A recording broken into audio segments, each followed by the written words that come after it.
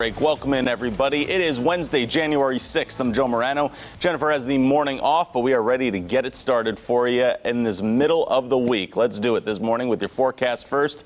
Meteorologist Tj Springer joins us today. And TJ, this is really the time of week where I think you're about to get pretty busy these next few days, right? Yeah, kind of the calm before the storm, most definitely, Joe. Yeah, there's a good time now to have the Color 10 weather app available just for the incoming, not just cold that's coming in, but a lot of precipitation, right? For sure, yeah. Download that app. It'll help you stay ahead of it all. We'll be keeping updates there. And, of course, you can have all of those hour-by-hour looks, for sure. And everyone's got to bundle up. That's the main story, whether snow is coming or not. We are in full-fledged winter mode right now. We are, yeah. It's going to feel that way throughout the next couple of days as this storm system moves in. For now, we are dry. We are quiet. A live look over Springfield, Park Central Square there in the foreground. We do have clouds continuing to thicken up and stream our way as this storm system continues to move in. Seeing some showers already developing out toward I-49, southeastern parts of Kansas, northeastern Oklahoma, all of that going to move into southwestern Missouri and northwestern Arkansas in the hours ahead. Temperatures aren't as cold, though, because of the cloud cover and that wind direction coming in from the south yesterday. We're at 37 in Fort Wood, Camden, 40 in Springfield compared to the upper 30s there in Branson, 35 in Harrison, 46, a little warmer there, heading south and westward toward Fayetteville, Arkansas. As we progress through our day, we'll only climb into the middle 40s, which is pretty seasonable for this time of the year, with the rain arriving later on this afternoon. I really think by lunchtime, actually, we'll have some rain showers around. But this is what's next. Winter storm warnings and winter weather advisories have been posted throughout a good chunk of the area. We'll talk about it and what we could see here at home coming up in just a bit. Joe?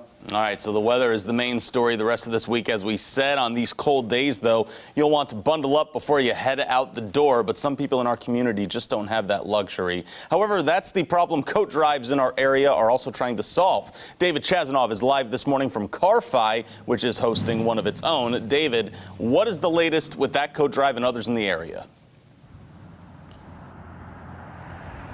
Well, Joe, this coat drive right behind me has actually been around for 4 years every winter. Now, obviously on a cold, windy morning like this one, there's no coats to be seen. People are clearly taking advantage of that opportunity to stay warm. Now, the organizer of this drive tells me her son actually used to be homeless, and she used that experience to help others like William Johnson. Thank you, sir. William Johnson travels a lot for his job. From here to Ozark, and I work sometimes there and sometimes here, you know, and I can stay with some friends, and not for a long period, but enough to get a job done and get a little paycheck and move on. It's my first actual taste of being semi-homeless. The 73-year-old works part-time as a carpenter. At my age, it's hard. Fortunately, Car-Fi's coat drive made his situation a bit easier. This is going to enable me to work outside on some of the jobs that I have to do. It is a beautiful thing. Outside Reaper Brew's shop, you can either drop off or pick up a hat, scarf, or coat. We're just feeling a lot of kindness from people. I think it really gives them a sense of meaning to be able to drop by here and see what we're doing.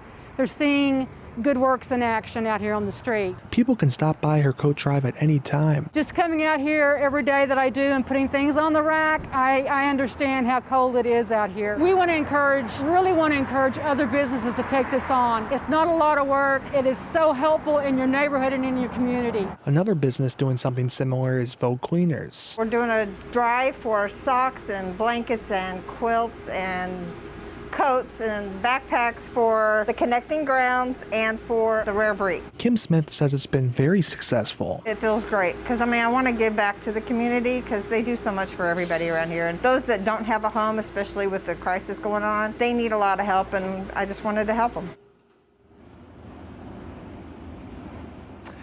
And Vogue Cleaners takes donations during their business hours, which is Monday through Friday, 7 a.m. to 6 p.m., and on Saturdays, 9 a.m. to noon. Now, also here at Car-Fi, it takes donations, again, at any time.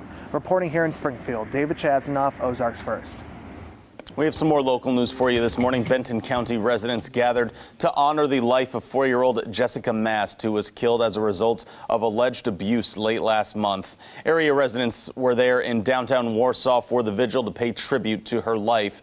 They brought stuffed animals to build a memorial, and everyone lit a candle in her memory. Benton County resident Debbie Nelson says it's up to citizens to speak up and give children a voice if they see signs of abuse, so things like this don't happen again. I think when something this horrific happens in your community, it gives a shock moment. And people didn't know how to react when we first heard it. And it's so easy to go into denial and say, not here, not us, not our community, but it was. This time it was us. And so now it's time to make that change so that it won't be us again. 4 people have been charged in this. The next hearing in the case will be held January 19th. You may remember back in May, there was a surprise drive-through birthday party for a 93-year-old great-grandmother. Frances Lynn reported that Pauline Medley was turning 93 at the time and surprised by her family and friends. We learned she had passed away this weekend at home with family close by. There's a memorial service for Pauline on Saturday, and all of her kids and family members will be there to give her a proper send-off. Mom was 93. She was ready to go. I'm happy for her. I'm happy that she's in heaven and she's with her family and God, and I'll miss her. She told me every time, and my mother and I, we fought, you know. We would get in an argument and she'd say, "You're gonna miss me when I'm gone, little girl." We have Pam Matney's full interview discussing her mother's life and some of her favorite memories over on ozarksfirst.com that you can see there. We have some coronavirus vaccine coverage for you this morning. When it comes to administering that vaccine to jail and prison inmates, Missouri and Kansas are on opposite sides of the spectrum. This week, Kansas Attorney General Derek Schmidt criticized the policy that's happening in that state. Kansas Governor Laura Kelly says since prisons are congregate settings, inmates should be included in the second wave of vaccinations. Attorney General Schmidt believes that's wrong. In contrast, Missouri is the only state that mandates prison inmates are among the last to get the vaccine. Actually, Missouri is the only state that explicitly put incarcerated people in phase 3, the lowest phase. Both Kansas Attorney General and the Missouri Department of Corrections were contacted for comment, but our calls were not yet returned. We have much more coming for you this morning on Daybreak. Wall Street is still waiting on those results from the Georgia Senate runoff. We'll explain why in your Money Watch. Don't go anywhere. From Color 10 Ozarks First, Jennifer Abreu, Joe Morano, and weather with meteorologist Tj Springer. This is Color 10 News Daybreak.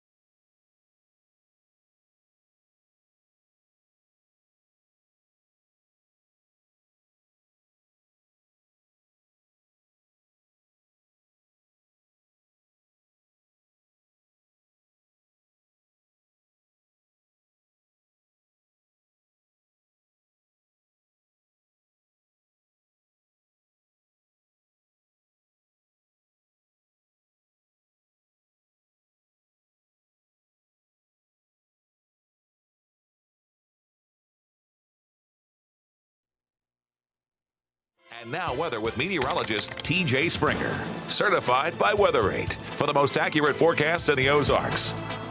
Changes are on the horizon for our hump day as we're tracking our next storm system to impact the Ozarks, seeing some snow across Parts of Minnesota, the Dakotas, eventually going to sink down toward Iowa and Nebraska, with not as much down our way. But we really have two separate areas of low pressure going to move toward us, but the one to our south will allow that cold air to wrap into the region, and that's why we're looking at some wintry weather possible late tonight and into our day tomorrow. And I'll talk about that. That's really going to be a big headline throughout the next 36 hours or so.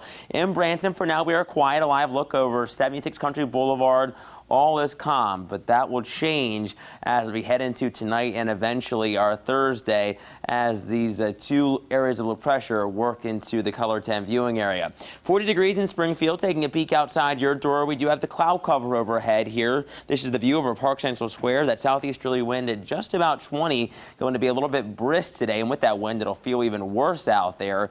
And eventually, we will tap into some colder air, but we will be on the warmer side of the system, at least for now. Temperatures are in the upper 30s in Lake Ozark, Camdenton at 37, 35 in Harrison, the warm spot, 46 degrees in Fayetteville, Arkansas, compared to 38, a little bit chillier out toward Bartlesville, Oklahoma. A nice mix of 30s and 40s. We're not as cold as what we were yesterday because of the wind coming in from the southeast around 10 to 20 or so. I think these could get gusty, maybe rising up toward 30 miles per hour at times later on this afternoon and into the overnight. You can see how much warmer we actually are. Look at these numbers, 15 degrees for the warmer in Joplin, 14 in Springfield, over 20 degrees warmer compared to this time yesterday in Fayetteville, Arkansas. Not as big of a difference in Camdenton at 5, but still milder nonetheless. Now, Futurecast shows the rain moving in. I think by lunchtime we'll have it in the Springfield metro, but really along the Kansas-Missouri state line as well as the Missouri-Oklahoma state line is where we'll see it first, even this morning. All this tracks eastward through the afternoon and evening, some rain falling, moderate to heavy at times. But once we get into this evening, things become a little more interesting as temperatures start to cool. You can see some pinks and some blues showing up by the wee hours of our Thursday. That's a mix of some rain, sleet, snow in the blue, and then that continues, seeing some moderate to, I think, possibly heavy snow into our Thursday morning commute for pretty much the entirety of the viewing area, especially in the higher elevations. We're going to be seeing this last through a good chunk of our Thursday before exiting off toward the east. We do have winter weather advisories and winter storm warnings now for parts of northwestern Arkansas. Those are in the pink for the heavier amounts of snow, especially higher up in those elevations there. Winter weather advisories including the Springfield metro in the purple. Here's what I'm thinking. I think a good 1 to 3 inches on tap in the Springfield metro, southwestern Missouri, but there is a pocket of heavier snow there where those warnings were issued, where I think we could see 3 to 5 inches, and there could be some locally higher amounts possible there. I think we are going to be dealing with a slick and slushy roadways to start off our Thursday and lingering through our Thursday with temperatures only hanging out around freezing. The farther north you travel, we're not going to see as much, really less than an inch in places like Camdenton, Lebanon, and Stockton, with the farther south you travel. So that's going to be our big weather headline. Stay with us for the latest. There still could be some changes. Friday and Saturday, we remain cold, staying near freezing, lows in the 20s. So the snow going to, I think, stick around for a bit. We finally start to warm back up into the 40s by Monday. We do stay chilly, 43 on Tuesday.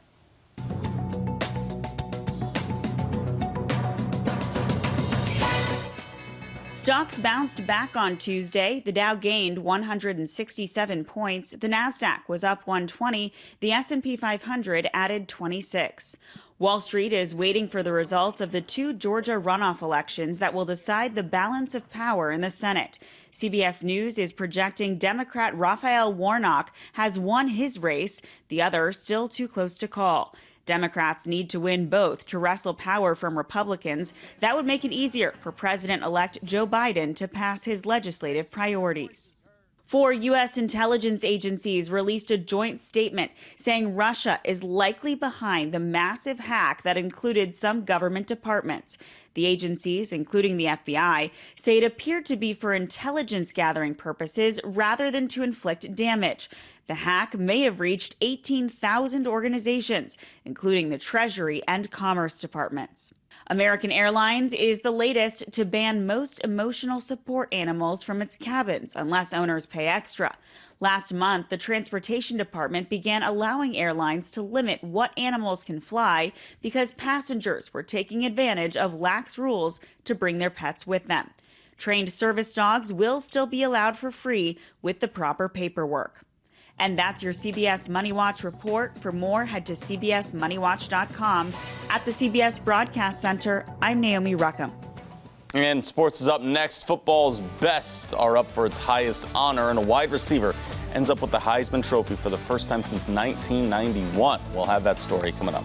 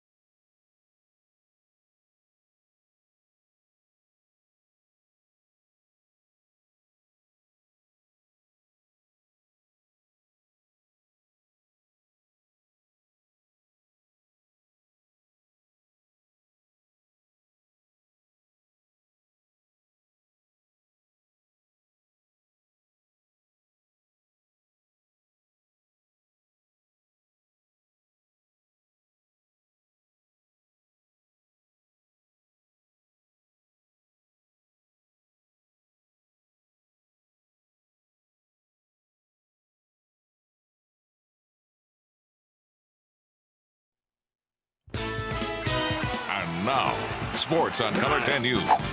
The Heisman Trophy has been awarded 81 times since 1935 to 80 different players, and while lately it's felt more like the Maxwell Award for the best quarterback, on Tuesday it got some much-needed position diversity. 3 quarterback finalists were between Florida's Kyle Trask, Clemson's Trevor Lawrence, and Alabama's Mac Jones, but it was your 4th finalist who heard his name called.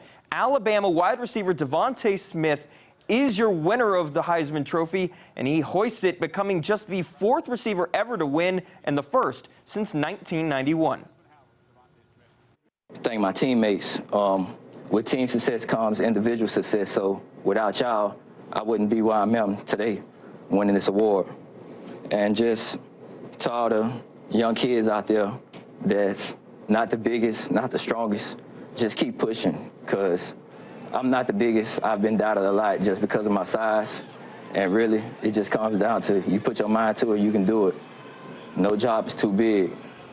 If you put your mind to it, you can do it, and just keep believing in God, and you'll get where you want to be.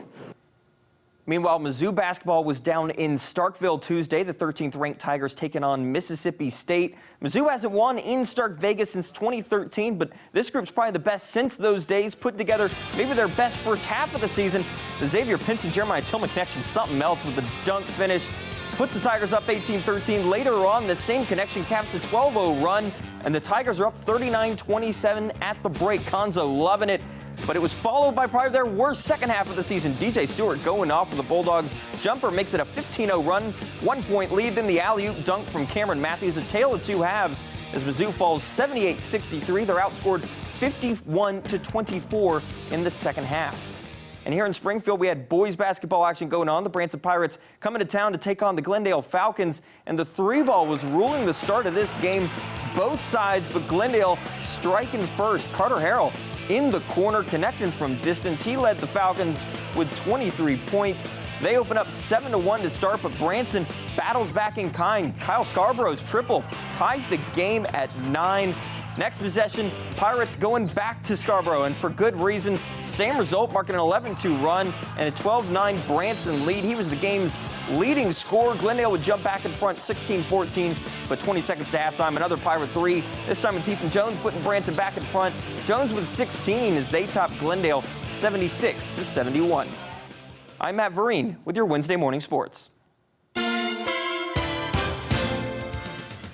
Clouds have continued to thicken up through the overnight, and that's exactly what we will have through our Wednesday, all thanks to our next storm system moving in. So hopefully you got out and enjoyed your day yesterday with all that sun and the milder air. For now, we have those clouds in Springfield taking that westward glance over downtown. Park Central Square is quiet here this morning, and we're going to have a fairly quiet start to our day, but changes do take shape through our hump day. 40 degrees in Springfield right now, 37 in Branson, 35 in Ava. The cold air is retreating eastward briefly ahead of this storm system, but then it starts to wrap back in, and that is what is going to bring us the wintry weather later on. You can see some of those showers on satellite and radar, and we're going to see those continue to track eastward through the remainder of the morning into the afternoon. I think by lunchtime we'll probably have some of that rain around, so good for the morning commute, but through the day we're going to have that rain on the horizon, so that's why we'll give it the yellow light for the evening commute. So be aware of that as you are traveling home later on today. Won't have any wintry weather for the evening commute, but later on tonight, that's when we will. As we progress through our day, you can see the rain chances heightening once we get, I think, past 11 o'clock, 1, 3 o'clock. We'll have the rain showers around. It's going to be wet, have the umbrella ready to go. But what comes next is a little more ominous, quote unquote. We have some wintry weather. If you're not a fan of that anyway, we do have winter weather advisories that have been posted, including the Springfield Metro, winter storm warnings to our southwest in northwestern Arkansas for the heavier amounts of snow. We're expecting some possibility of travel disruptions, definitely going to have some minor ones because of the snow on the roads. We'll talk more about it, time it out all hour by hour, Joe, in just a little bit. Yeah, we'll be watching that all day for you, both on air and online. So keep up to date with that. Get the Color 10 weather app as well. Political coverage is up next for you this morning, though. 2 big elections yesterday in Georgia remain close. Votes are still left to be counted, but the Associated Press has called one winner. We'll take you through it up next.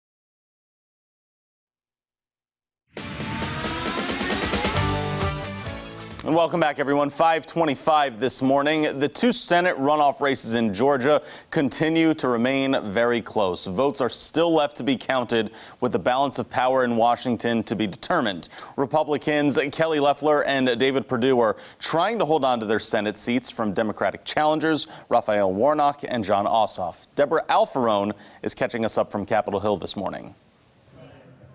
Georgians flocked to the polls on Tuesday. You can't complain if you don't vote. To cast their ballot for two Senate runoff elections that could shift the balance of power in Congress. God gave us a voice to be heard. CBS News projects Democrat Raphael Warnock has beaten Republican incumbent Kelly Loeffler thanks to strong support from black voters and young voters. I am going to the Senate to work for all of Georgia. But Loeffler didn't concede when she addressed her supporters overnight. It's worth it for this election to last into tomorrow. We're going to make sure every vote is counted. The other race between Republican David Perdue and Democrat Jon Ossoff is still up in the air as more votes are counted. One vote can make all the difference. Most of the remaining ballots come from areas that favor Democrats. It's a razor-thin margin we've seen out there so far. If both Democrats win, it gives President-elect Joe Biden a unified Congress, making his legislative agenda more likely to pass.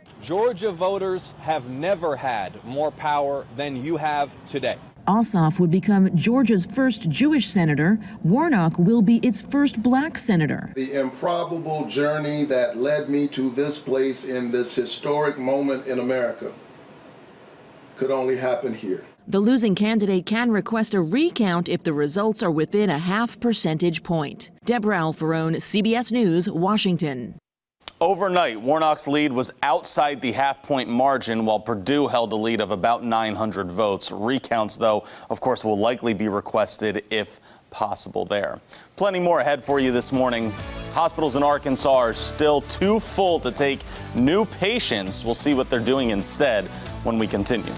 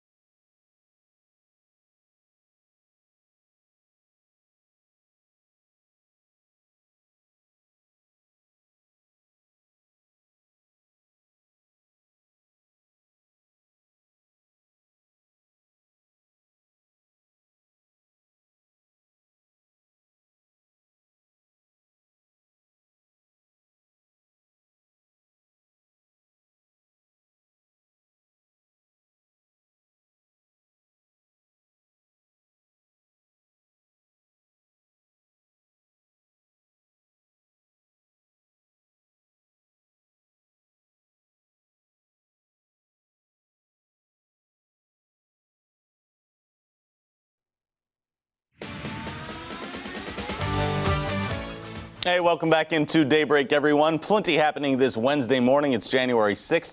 Thanks for joining us. I'm Joe Morano. Jennifer has the morning off, but meteorologist Tj Springer is here. And TJ, it is the middle of the week, so we got to get people through this stretch right now, right? We got to get over this hump, Joe. Getting the Wednesday started is always tough. Once you're in the groove and you get through it, it's all right.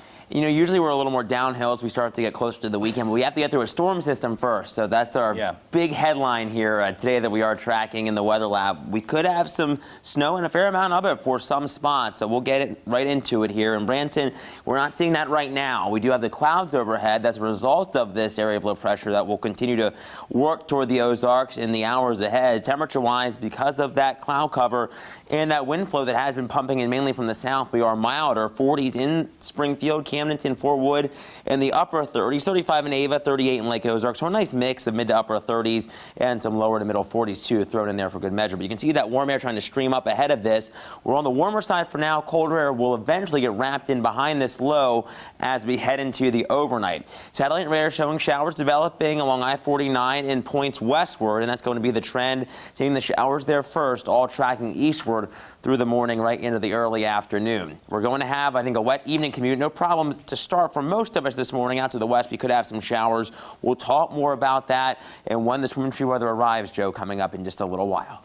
All right, thank you, TJ. We need to let you know the St. Clair County Sheriff's Office has issued an endangered silver advisory for a missing 82-year-old man. Larry Amos was last seen traveling in a white 2012 Chevy Silverado with a black camper shell. He has been missing since 1:30 yesterday afternoon and is diagnosed with dementia and has difficulty driving at night. If you or anyone you know may happen to know about his whereabouts, you should call 911 or the St. Clair County Sheriff's Office. A body was found inside a burning car in North St. Louis yesterday. Police were initially called out for a vehicle fire, but quickly realized it was turning into a homicide investigation. Neighbors say they'd never seen the car on that street before until the morning, parked alongside the curb. The boom woke us up. My husband heard the boom. He thought it was our furnace going off, and so it kind of put him in panic mode, and we walked around trying to make sure it wasn't a house. And that's when he heard the fire trucks coming and saw them coming down the road, and that's when the fire was in blaze. I mean, the whole car was in blaze, and it started popping like it had bullets inside of it or something. There is no word on whether the victim was killed before the fire or not. We take a look at some other news from around the region. With the hospital system in Arkansas approaching its capacity, some ambulances are being forced to take patients entirely to other states. Ken Kelly with the Arkansas Ambulance Association says that can make for a very long ride. That transport would take in excess of 6.5 hours to complete. And that's because there was nowhere else for this patient to go. Right. The struggles for ambulances extend throughout the country, though, with some in Los Angeles being instructed not to even take patients to hospitals if they have virtually no chance of surviving. A truck crashed into an Arkansas school yesterday at Siloam Springs. Witnesses say they saw the truck miss a curve, hit a fire hydrant, then crash into the gym. They saw another vehicle come up, pick up the driver, and take off. Police Captain Derek Spicer says he's just grateful no one was hurt. We're also very appreciative of the witnesses that called in and gave us some very good information and allowed us to run down some leads. The police department says it's confident it has found the people responsible, but this investigation is still ongoing. On to some more coronavirus coverage for you now. The COVID-19 vaccine continues to be given throughout Arkansas. The state veterans home at Fayetteville got the first dose to residents and staff yesterday. All Care Pharmacy set up a clinic at the home to vaccinate and then went room to room to give it to residents. For the past few days, the home has worked to educate its community about it. It just makes me rest better at night knowing that I've had the vaccination and have a little bit more protection.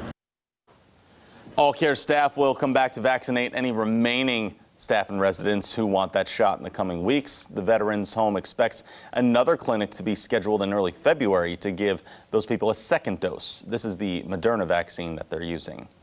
The city of Greenwood received its money for CARES Act funding. It got nearly $355,000, which will pay back first responders and police who have increased patrols during the pandemic. Mayor of Greenwood, Doug Kinslow, says it will be a help for the city's budget that's much needed. It couldn't have come at a perfect time. You know, we're working on our budget. Typically, we like to have it finished by this time of year, but this year's a little different for everybody. So, yeah, this is extremely perfect timing for the city of Greenwood to receive these funds. The reimbursement totals were determined by looking at what was spent on COVID-19 relief between March 1st and December 15th. We need to bring you a follow-up now. As you may recall, yesterday we told you about a shooting at the Missouri State Highway Troop A headquarters. No troopers harmed in that incident from Monday night, but officials identified the suspect as 27-year-old Tayland Rahim. Officers served a search warrant at his home in Clay County, Missouri. They found 3 guns and ammo, but it's unclear if all of that belongs to him. The charges are currently pending. On to a consumer watch for you this morning. American Airlines is now banning free travel for emotional support animals on all flights. Owners will have to pay extra if they want their pet to travel with them. The airline said it will allow animals in the cabin free of charge only if they're trained service dogs. The change takes effect on Monday, although passengers who already bought tickets can fly with a companion animal until February 1st. Other airlines are expected to follow suit there as well. More than $1 million in COVID-fighting technology is now entering Missouri prisons. The Department of Corrections says it's one of the first in the country to spend money on the newest COVID-fighting technology. That includes getting wastewater collecting equipment to better track the coronavirus, money for air purifiers, and more than $200,000 for electrostatic sprayers and the disinfectant that goes with it. The department says prisons will now be better equipped to fight the virus on surfaces thanks to CARES Act funding.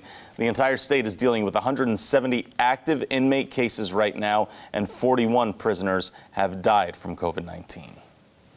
And we are tracking our next storm system as it approaches the Ozarks, going to bring some big changes here at home. For now, we should have an A-OK morning commute. Some rain mainly west of the metro for sure, but a better chance of rain arrives tonight. And then the wind-free weather moves in. We'll time it all out coming up in just a couple of minutes.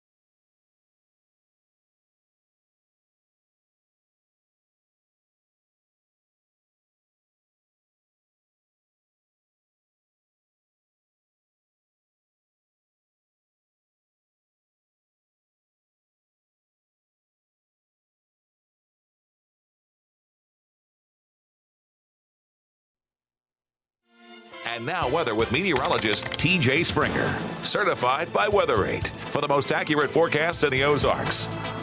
Satellite and radar looking a little more active to our west and to our north. This is a result of our next storm system moving closer to us here at home, seeing some snow throughout parts of the Dakotas and Minnesota, even in Iowa and Nebraska.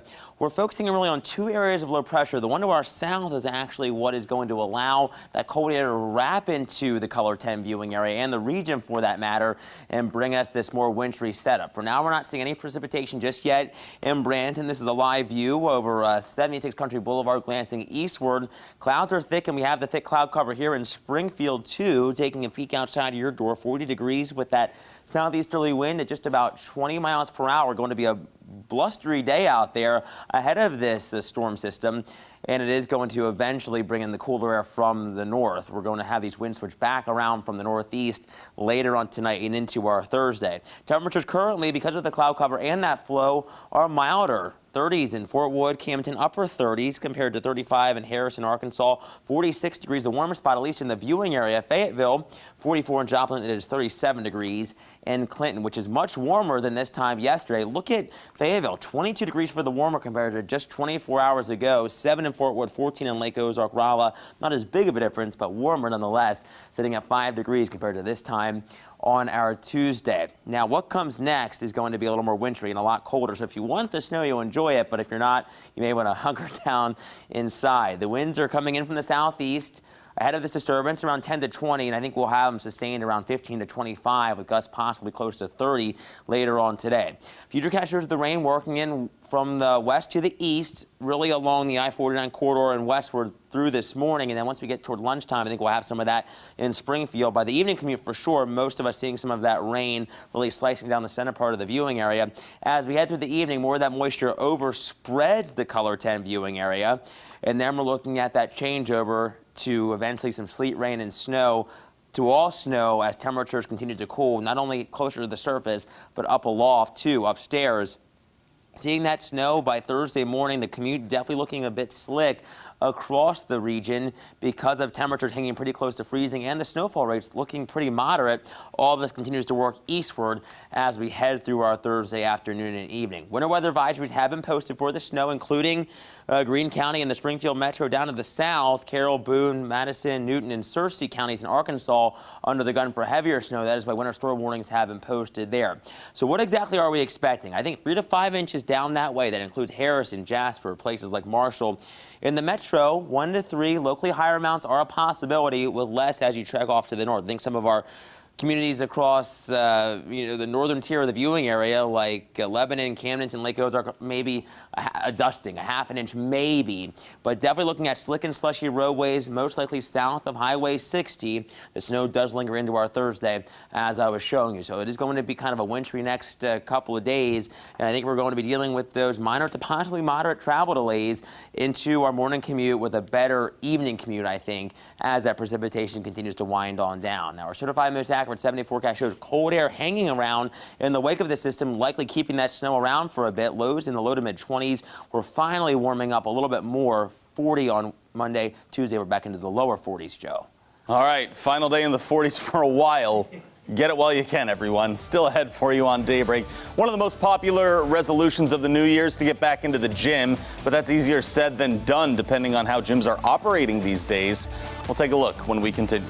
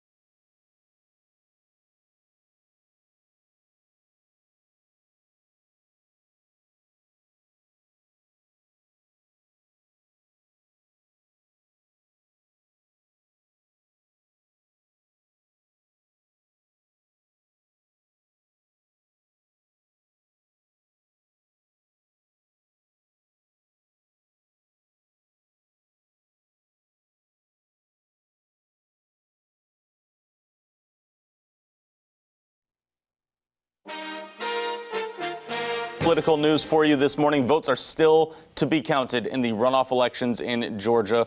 Both of the state's Senate seats are up for grabs, and with them, control of the U.S. Senate for the next 2 years.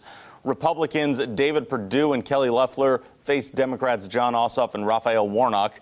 Georgia election officials have warned that it could still be days before all the votes are counted and a winner is decided. They're also saying there's no reports of widespread fraud or other irregularities thus far. Our political analyst, Dr. Brian Calfano, brings us the details on how the race in Georgia could have impacts throughout the nation. What's at stake tonight is really Joe Biden's agenda for America. Under the best-case scenario for Democrats, the party would win both Senate seats, making for a 50-50 split in that upper chamber of the U.S. Congress. That would leave Vice President Kamala Harris to be the tiebreaker. In that kind of situation, where Democrats have the advantage is that they would get to pick a new majority leader, most likely Chuck Schumer. They'd also either split committee chairpersonships with Republicans, or you'd have Democrats running the important committees of the Senate. Where this most likely ends up is with a splitting. So Republicans win one of the seats, Democrats win the other. Under that scenario, Mitch McConnell and the Republicans maintain their majority in the Senate. And some might look at that and say, well, that means we're looking at 2 years of gridlock, nothing getting done on the Biden agenda. But as Roy Blunt has told us several times in interviews over the last few years, sometimes divided government's actually a time when the parties come together to get something done because both parties want to be able to claim credit for doing things for their voters in the next election. So watch for that. If Republicans hold the Senate, Democrats have the House, and of course the White House come January 20th, there may actually be some progress on some very important issues facing Missouri. Dr. Brian Calfano there. Last night, the Associated Press called Democrat Raphael Warnock the winner for one of those races, but the race between Ossoff and Perdue still to be determined. Today is the day the Electoral College is set to vote and ratify Joe Biden's win against Donald Trump, but there will be some challengers from that. Tens of thousands of Trump supporters are actually gathering in D.C. for the event. Several Republican senators, led by Missouri's Josh Hawley, say they will object to the results in several states. There are about 13 congressmen that plan to challenge the results of multiple states as well. Your updates coming all day online for that. In some other news that's happening around America, people in Kenosha, Wisconsin are getting ready for more protests now that the district attorney has announced they decided not to charge police officer Rustin Sheskey in connection with the shooting of Jacob Blake in August. Cell phone video captured Sheskey shooting Blake 7 times in the back as he leaned into his minivan following a dispute. His 3 children were inside the vehicle there. The prosecutor says Sheskey acted in self-defense because Blake was armed with a knife and resisting arrest, and investigators did find a knife in his car. The shooting has left Blake paralyzed. Jacob Blake's attorney says the prosecutor's decision is, quote, very disturbing. We are immensely disappointed with that decision. We believe that there was more than sufficient evidence to find probable cause to charge Officer Sheskey. We believe that there were certain standard operating procedures that Officer Sheskey should have followed that were not followed. There was no de-escalation. And we believe that the shooting an individual 7 times while walking away from the officer is nothing less than intentional. Business owners have boarded up stores there, and Governor Tony Evers has activated the National Guard to be on standby as well. What's been happening recently? The new year is a popular time for some people to set new fitness goals, but the pandemic has changed how gyms operate within the last 8 months. The manager at St. Louis Fitness Club says more people try to get back into a fitness routine early in a new year, but operating during the ongoing pandemic does make things a little bit tricky. We are requiring masks full-time, covering both your mouth and your nose. We are requiring everybody to spray down the equipment, wipe it off, and we're also requiring temperature checks at the door. And they're still trying to promote safety as people try to get healthier there. That's my goal, Joe. I didn't go yesterday, but I'm going to go today. That's my story. I'm sticking to it. We are tracking some changes as we head through the remainder of our hump day. Temperatures did warm up nicely yesterday. Got into the 50s, well above normal for this time of January, but we've only dipped into the 40s because of that flow coming in from the south and east and that cloud cover, which will continue to thicken up through the rest of our day. Temperature-wise, throughout the viewing area, a good mix of 30s and 40s, 46 degrees in Fayetteville, 40 in Springfield as well, 30s in Fort Wood, Camden, 38 in Lake Ozark currently, and 36 in Rolla. So it is still chilly. You'll still want the jacket, and I say probably bring the rain gear along with you and the umbrella too because of that moving in from the west. It's all due to our next storm system. Seeing the rainfall near I-49 right now, and this is going to continue to work through the viewing area as we head through our day. But on the backside of this, and as the system, really two separate areas of low pressure. The one to our south is what we're watching. That will start to allow for cold air to work in to the region and bring us a change over to snow. The morning commute really should be okay. I think we'll have some rain around, like I just showed you, west of Springfield, but tonight we will have, I think, a wet drive on home for the commute because of this storm system. Overnight is when we start to focus on more of that wintry weather. Temperatures only going to get into the middle 40s today with the rain. I think once we get past midday, lunchtime, I think we'll have some of that rain around the Springfield metro. Overnight, that's when the focus switches to the snow. We do have winter weather advisories that have been issued really from Springfield on southward northwestern Arkansas under the gun for heavier snow. That is why we have some winter storm warnings there. We'll talk more about it and have that outlook on what we could see in the impacts ahead, Joe, in just a bit. All right, sounds good. Thank you very much, TJ. An upcoming HBO series examines the investigation into the murder of a journalist, and a new Netflix series looks at what really happens after life, as Chris Martinez explains for us in our Eye on Entertainment.